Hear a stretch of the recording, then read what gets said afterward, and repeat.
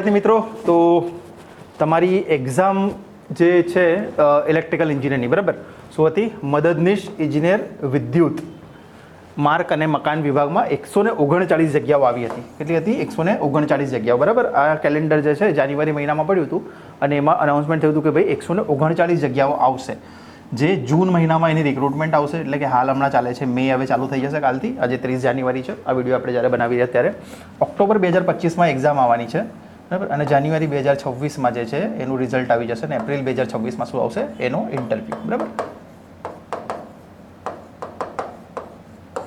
બહુ સારી વસ્તુ કહેવાય. 139 જગ્યાઓ આજ સુધી ઇલેક્ટ્રિકલમાં કોઈ દિવસ નથી આવી, સ્પેશિયલી જીપીએસસીમાં ક્લાસ 1-2માં અસિસ્ટન્ટ એન્જિનિયર માટે. ઓકે, હવે મને કેમ એવું લાગે છે કે આ જગ્યાઓ ઓછી થશે? શું થશે? ઓછી થશે. કેમ એવું લાગે છે કે ઓછી થવાની શક્યતા છે આ રિક્રુટમેન્ટ, બરાબર? કેમ એ કહું છું હું, તો 139 જગ્યા ઓછી થવાનું રીઝન એ છે કે એક જગ્યા આવી હતી આની સાથે જ. આ જ્યારે રિક્રુટમેન્ટ આવ્યું હતું ને એની સાથે એક રિક્રુટમેન્ટ બીજું પડ્યું હતું બહાર, કે જેનું નામ હતું આપણે નાયબ મામલતદાર, બરાબર. નાયબ મામલતદારની જગ્યાઓ પડી હતી બહાર. તો એ જગ્યાઓ જે પડી હતી નાયબ મામલતદારની, એ જગ્યાઓ પડી હતી કેટલી? આ રહી નાયબ મામલતદારની 160 જગ્યાઓ. નાયબ સેક્શન અધિકારી અને નાયબ મામલતદાર વર્ગ 3ની જગ્યાઓ હતી એ, બરાબર. એ હતી 160 જગ્યાઓ. કેટલી હતી? 160 રિક્રુટમેન્ટ નીકળી હતી, બરાબર. હવે આનું જ્યારે એક્ઝામ કેલેન્ડર આવ્યું, શું આવ્યું? આનું જ્યારે એક્ઝામ કેલેન્ડર આવ્યું, તો આ એક્ઝામ કેલેન્ડર જ્યારે પડ્યું ને તો એમાં એની ડેટ કરી દીધી જાહેર. 2024-25 રિક્રુટમેન્ટ એવું, નાયબ સેક્શન અધિકારી વર્ગ 3. જે આપણે પહેલાં જગ્યાઓ જોઈ કેટલી? 160, એની જગ્યાઓ કરી દીધી 72. એટલે કે સીધો ઓછી, કેટલી? લગભગ 100 કરતાં પણ જગ્યાઓ ઓછી કરી દેવામાં આવી. 60 અને બીજી લગભગ 28, એટલે લગભગ 100ની આજુબાજુ જગ્યાઓ ઓછી કરી દીધી આમાંથી, બરાબર. અને એની એક્ઝામ ડેટ આપી દીધી છે 7/9/2025, એટલે કે સપ્ટેમ્બર 7.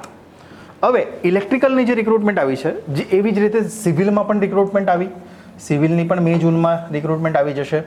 અને એ જે છે એમાં ટોટલ 149 જગ્યાઓ છે, બરાબર. તો 149 જગ્યાઓ સિવિલ માટે આપી દીધી છે, પણ ઇલેક્ટ્રિકલનું અહીંયા કોઈ પણ મેન્શન નથી કરવામાં આવેલું. આ જે કેલેન્ડર પડ્યું છે ને નવું, એ exam calendar, tentative exam date calendar બહાર પડ્યું છે. એમાં ઇલેક્ટ્રિકલની રિક્રુટમેન્ટ જે આપણને પહેલાં બતાવવામાં આવી છે, આ આપણું કેલેન્ડર હતું, વર્ષનું જે કેલેન્ડર પડ્યું હતું જાન્યુઆરી મહિનામાં, એ છે, એની સ્ક્રીનશોટ છે.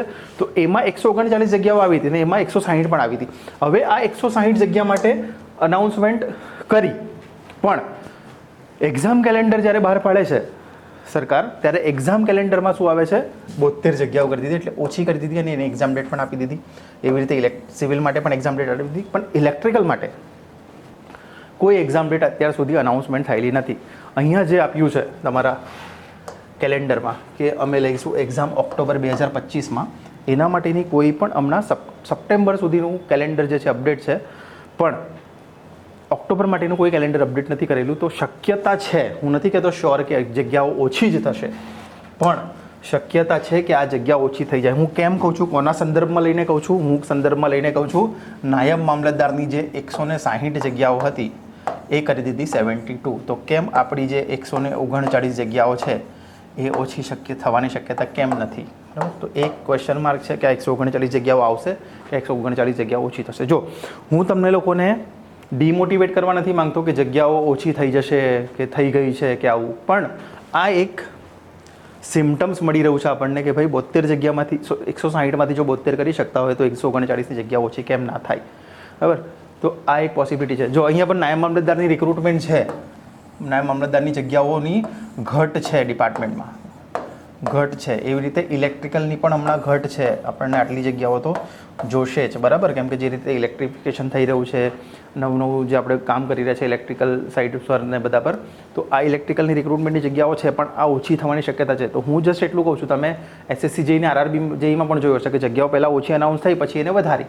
તો અહીંયા પોસિબિલિટી એ પણ છે કે વધી શકે છે, પણ આને જોતાં એવું નથી લાગતું મને. કદાચ આ જો 160 અનાઉન્સમેન્ટ કરી હોત ને જો આ જગ્યાઓ 172ની જગ્યા પર જો આ 272 હોત, તો આપણે 100% કહી શકત કે ભાઈ આ 139 જગ્યાઓમાંથી પૂરેપૂરી શક્યતા છે કે આ 200 સુધી પહોંચી શકે. પણ એવું કશું થયું નથી.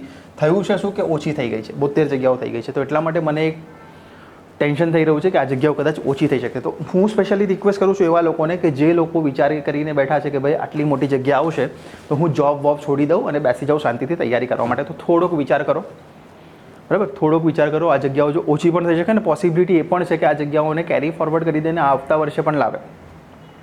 તો જ્યાર સુધી અનાઉન્સમેન્ટ નથી થઈ જતું, રિક્રુટમેન્ટ રૂલ્સ નથી આવી જતા, ત્યાર સુધી જોબ્સ છોડશો ના. કેમ કે મારી પાસે ઘણા બધા સ્ટુડન્ટ્સના કોલ આવે છે કે સર પ્રિપેરેશન સ્ટાર્ટ કરવી છે પણ શું કરીએ, જોબની સાથે સાથે ચાલુ જ છે પણ શું જોબ છોડી દઈએ? તો હું એક જ સજેશન આપું છું કે જોબ હમણાં છોડવાની જરૂર નથી, રિક્રુટમેન્ટ આવવા દો, જગ્યાઓ કેટલી છે જો, અને એના પછી યુ ડિસાઇડ, બરાબર. તો જો તમે હમણાંથી પણ તૈયારી કરવા માગો છો તો તમારી પાસે ઘણો સમય છે, બરાબર. આ લોકો એવું કહે છે કે ઓક્ટોબરમાં એક્ઝામ આપણે લઈશું, બરાબર. શું કહે છે? આપણે ઓક્ટોબરમાં એક્ઝામિનેશન લઈશું. તમારી પાસે તો હમણાં હજુ તો તમે મે મહિનો છે આખો, બરાબર. મે મહિનાના તમારી પાસે 31 દિવસ છે, જૂન મહિનાના 30 દિવસ છે, જુલાઈ મહિનાના 31 દિવસ છે, ઓગસ્ટ મહિનાના આપણી પાસે 31 દિવસ છે અને સપ્ટેમ્બર મહિનાના આપણી પાસે 30 દિવસ છે. તો આટલા દિવસો આપણી પાસે છે તો લગભગ તમે ગણો 3, 6, 9, 12 ને 15, 150 ને 153 દિવસો તો આપણી પાસે ઓલરેડી હમણાં છે. જો ફોર એક્ઝામ્પલ 1 ઓક્ટોબરના એક્ઝામ આવતી હોય તો આપણી પાસે 153 દિવસ હમણાંથી છે ટોટલ. તો એટલો ઇનફ છે આપણા માટે ટાઈમ જો પ્રિપેરેશન કરવી હોય હમણાંથી. ને રોજે 3 થી 4 કલાક 4 કલાક જો તમે જોબ કરો છો તો, અને જોબ નથી કરતા તો 8 થી 10 કલાકનું તમારું રીડિંગ જો હોય તો તમે આરામથી એક્ઝામને ક્રેક કરી શકો છો, બરાબર. અગેન હું કહું છું, હું તમને ડિમોટિવેટ કરવા નથી માંગતો, પણ what are the past numbers are saying, એટલે કે નંબર શું કહી રહ્યા છે પાસ્ટ આપણી પાસે, એના સંદર્ભમાં લઈને હું વાત કરું છું. જો 160 જગ્યાઓ 72 થઈ શકતી હોય તો 139 જગ્યાઓ અનાઉન્સમેન્ટ થયેલી છે, એમાં પણ કેમ ઓછી નહીં થઈ શકતી, મને એમાં પર એક ડાઉટ છે. તો એના સંદર્ભમાં લઈને આ વિડીયો હું આજે બનાવ્યો છે. આ વિડીયોને મેક્સિમમ લોકો સુધી શેર કરો.